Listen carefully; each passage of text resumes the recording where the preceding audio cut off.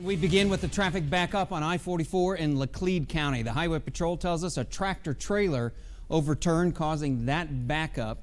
It's far from the only one here in Springfield. There's this one, this one, this one, these two, and these three down here. Let's take a look at the situation in Arkansas. That's where Laura is heading next. And look at this.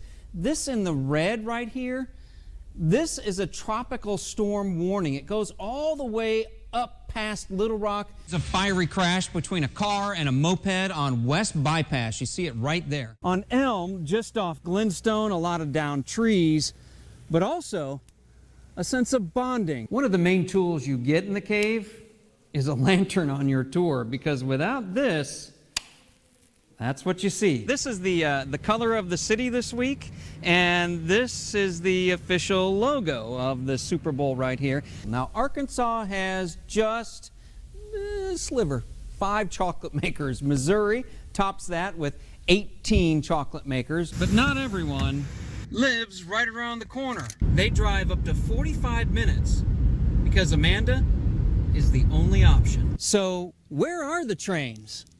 Right now, they're not running. If you're looking for the 66 travelers, sometimes the cell phone points to them. They're the ones taking selfies in front of anything and everything 66. Breaking overnight, fire damaged a 2-story duplex in Springfield. The duplex is on Lark Street, just off Republic Road, south of James River Freeway. The people living on both sides of that duplex managed to get out. Now, firefighters believe that duplex is a loss. Investigators are working to find out what started the flames. We're also tracking Hurricane Sally. You see it right there. That's a live satellite image of the storm. Brandon joins us with the latest on Sally and our weather right here in the Ozarks. All right, thank you, Lexi. A national nursing shortage is hurting hospitals in our area. Elizabeth Van Metre reached out to Mercy Hospital, where they're looking for new employees. And Elizabeth, how many positions are open? Keeping classrooms and facilities clean is an ongoing fight in this pandemic. Many places, including Nixa schools, are now turning to what you're seeing behind me there, UV light, to fight COVID-19. Gabe Gutierrez looks at the effectiveness of that light. We'll learn about the new direction of Big Brothers Big Sisters of the Ozarks today. The agency had to suspend the Lunch Buddy program because of the pandemic, so they plan to unveil a new monitoring program. They hope the new program will help children who are living in poverty. Watch for updates on this story on our news this evening and on our news app. The Dollar General Literacy Foundation recently announced more than $67,000 in grants for Missouri groups. In Springdale, right here, the Glendale High School Freshman Academy will get $2,100. The Drew Lewis Foundation, they are getting $3,000. Now, they're going to use the money to replace stolen books. Before the crime and COVID-19, older kids would read to the younger kids during what they called buddy time. Here's another part of buddy time there. This grant will restock the library. Up in Osceola, the public schools there, well, they will get $2,000 to spend on books. Each day, we give you the raw numbers from the state of Missouri. Nearly 6,000 positive cases in the state this morning. Today, we show you 2 of the people behind these numbers and their brave fight against COVID-19.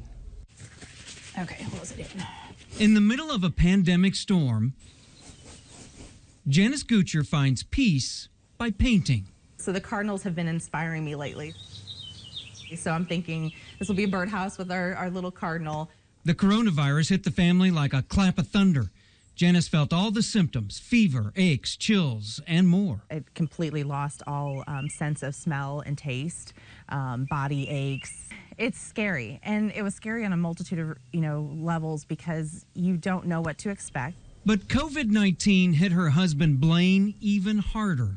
I started feeling nervous because I had that cough that developed into like a bruised chest. Blaine's trip to Cox Hospital turned into the couple's lowest of low points in this battle against the virus. It was the shortness of breath. I couldn't walk 5 feet without it just taking out every effort I had in me. I literally pulled up to the hospital, and they came out with a wheelchair, and I couldn't even get out of my car. They wheeled him in, and I sat there. I had a line behind me, but I refused to move until I couldn't see him any longer. So they wheeled him down the hallway. So That was definitely a gut-wrenching moment for me. And in a double whammy, the couple took a financial hit. They closed the doors on their restaurant for 2 weeks to make sure the workers and customers stayed safe.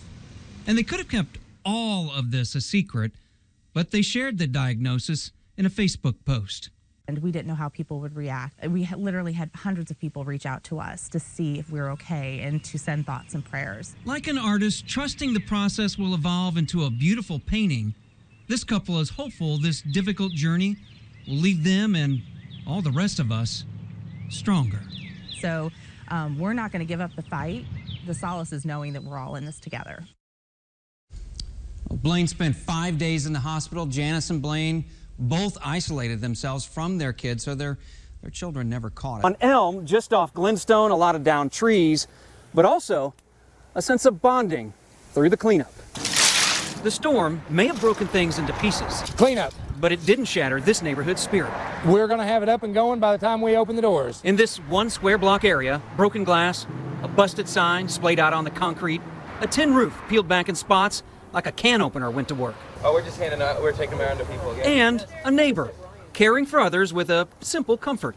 The power's out, so Jonathan King is here with hot Starbucks coffee. We've been walking up and down, handing them out to people. We got pretty lucky, just had a tree fall on the roof, so we know other people have it a lot worse than we do. And with that resolve and kindness, we also ran into good fortune. Right there it is. Ryan Waters spent the night at a friend's house. He missed the drama and danger of a tree crashing into his bed. I'm thanking the good Lord that I was not home last night. Well, I'm going to get a new bed, I know that much. Paul Adler, KY3.